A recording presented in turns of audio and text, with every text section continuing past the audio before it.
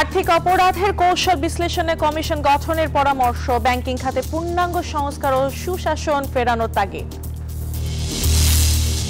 বিশ্ববাজারে তেলের দাম বৃদ্ধির ক্ষতি দীর্ঘমেয়াদী, শিল্পে বাড়ে খরচ, কমে কর্মসংস্থান, বিআইডিএস এর সেমিনারে বক্তারা।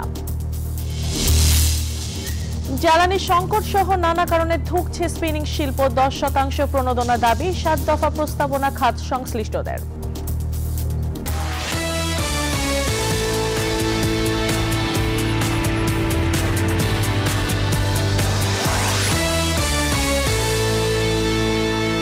আমন্ত্রণ ব্যবসা বাণিজ্যের অর্থনীতির সর্বশেষ খবর নিয়ে নিউজ 24 এর নিয়মিত আয়োজন পূবালী ব্যাংক পিএলসি বিজনেস টাইমে। সাথে আছে আমি পিঙ্কি সানোয়ার। এতক্ষণ দেখছিলেন সংবাদ শিরোনাম, এবার বিস্তারিত। ব্যাংকিং খাতে পূর্ণাঙ্গ সংস্কার ও শক্তিশালী গভর্নেন্স ছাড়া দেশের অর্থনীতি পুনরুদ্ধার সম্ভব নয়, এমন মন্তব্য করেছেন প্রধান উপদেষ্টার আন্তর্জাতিক বিষয়ক বিশেষ দূত ডক্টর লুৎফা সিদ্দিকী। বৃহস্পতিবার বেসরকারি গবেষণা সংস্থা পলিসি রিসার্চ ইনস্টিটিউট আয়োজিত সেমিনারে তিনি আরও বলেন, খেলাপি ঋণ এবং আর্থিক অপরাধের কৌশল বিশ্লেষণের জন্য কমিশন হওয়া প্রয়োজন। বাংলাদেশ ব্যাংকের তথ্য অনুযায়ী দেশে বর্তমানে খেলাপির পরিমাণ 6,44,000 কোটি টাকা, যা বিতরণকৃত ঋণের প্রায় 36%। এর মধ্যে খেলাপিতে সবচেয়ে বেশি জর্জরিত 2 ডজনেরও বেশি বেসরকারি ব্যাংক। যদিও খেলাপির চাপ সামলাতে না পেরে ইতিমধ্যেই একীভূত উদ্যোগ নেওয়া হয়েছে শরিয়া ভিত্তিক 5 ব্যাংকের। এমন পরিস্থিতিতে রাজধানীর গুলশানে একটি হোটেলে বেসরকারি গবেষণা সংস্থা পলিসি রিসার্চ ইনস্টিটিউটের উদ্যোগে অনুষ্ঠিত হয় ব্যাংকের ব্যর্থতা এবং উত্তরণ শীর্ষক সেমিনার। এ সময় ব্যাংক কর্মকর্তা ও খাত সংশ্লিষ্টরা বলেন, প্রতারণাজনিত ঋণ ও সাধারণ খেলাপি আলাদা করা এবং গ্রাহকের আস্থা ফেরাতে প্রয়োজন আইনগত কাঠামো। People have lost faith temporarily on the asylums of the world, but not on the banking system. So many banks have flooded. Yesterday the list contained 11 banks. All of them are hovering around 5,000 crore to 12,000 crore, the highest city bracket. Merger is not only process.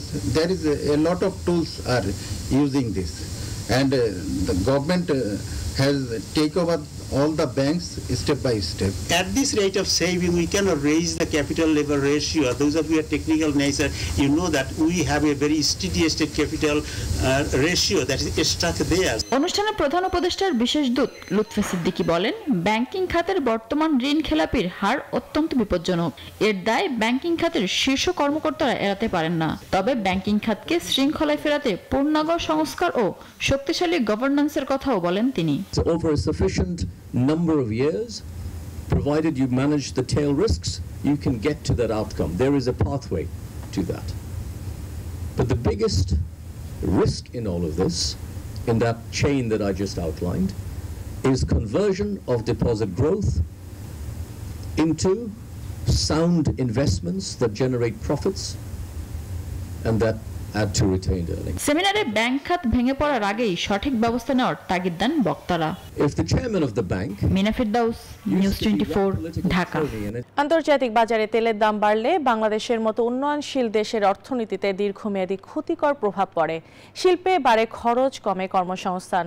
বৃহস্পতিবার রাজধানীতে এক সেমিনারে এই কথা বলেন বক্তারা। গবেষণা প্রতিষ্ঠান বিআইডিএস এর আয়োজন করে।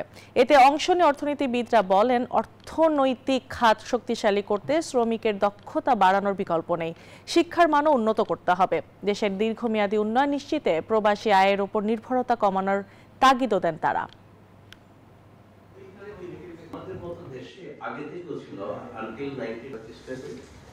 প্রোডাক্টিভিটি অফ দ্য লেবার বাড়ানো ছাড়া কোনো কিছু নেই, এটা হচ্ছে একমাত্র। এখন প্রোডাক্টিভিটি অফ লেবার কি করে বাড়াবে?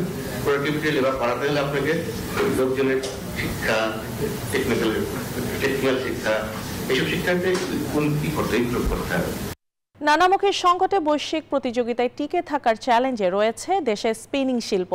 গুরুত্বপূর্ণ এই খাত রক্ষায় সরকারকে এগিয়ে আসার আহ্বান জানিয়েছেন শ্রমিক, কর্মচারী ও কর্মকর্তারা।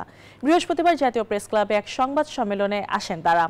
বলেন, নানান সংকটে ইতিমধ্যে 40% শিল্প কারখানা উৎপাদন বন্ধ হয়ে গেছে। এতে বেকার হয়ে পড়েছেন লক্ষাধিক শ্রমিক, কর্মচারী ও কর্মকর্তা। দেশীয় সুতা ব্যবহারকারীদের 10% প্রণোদনার দাবি জানান তারা। সুতা আমদানির ক্ষেত্রে 10% সেফগার্ড সহ 7টি প্রস্তাবনার কথাও তুলে ধরা হয় সংবাদ সম্মেলনে। আমেরিকান ইন্টারন্যাশনাল ইউনিভার্সিটি ক্যাম্পাসে 2 দিন ব্যাপী শিল্প সামাজিক বিজ্ঞানের চ্যালেঞ্জ এবং প্রবণতা সম্পর্কিত আন্তর্জাতিক সম্মেলনের উদ্বোধন করা হয়েছে। বৃহস্পতিবার এআইইউবি ক্যাম্পাসে এর উদ্বোধন করা হয়। এবারের প্রতিপাদ্য টেকসই সৃজনশীলতা এবং নীতিশাস্ত্র, আন্তঃবিষয়ক দৃষ্টিভঙ্গি এবং অনুশীলনের অন্তর্দৃষ্টি। সম্মেলনে অংশ নিচ্ছেন বিশিষ্ট শিক্ষাবিদ, গবেষক এবং পেশাজীবীরা। আলোচনা হয় মানবিক ও সামাজিক বিজ্ঞানের গুরুত্বপূর্ণ বিষয় নিয়ে। অনুষ্ঠানে প্রধান অতিথি হিসেবে উপস্থিত ছিলেন বাংলাদেশে নিযুক্ত ফিলিপাইনের রাষ্ট্রদূত নিনা পি কেংলেন। ঘুষ কেলেঙ্কারির পুরনো মামলা মেটাতে যুক্তরাষ্ট্রের কোষাগারে চীনা টেলিকম জায়ান্ট জেটিআইকে $100 কোটিরও বেশি জমা দিতে হতে পারে। রয়টার্স জানায়, দক্ষিণ আমেরিকায় ঘুষ দিয়ে কাজ নেওয়ার অভিযোগ এই বিশাল জরিমানায় মুখে পড়েছে কোম্পানিটি। এর আগেও ট্রাম্প প্রশাসনের সময় রপ্তানি আইন ভাঙায় বড় জরিমানা দিয়েছিল। জেটিআই এবারের জরিমানার অঙ্ক তাদের 1 বছরের মোট লাভের প্রায় সমান। দ্রুত সমঝোতা না হলে মার্কিন চিপ আমদানিতে আবারও নিষেধাজ্ঞার মুখে পড়তে পারে চীনা এই প্রতিষ্ঠানটি।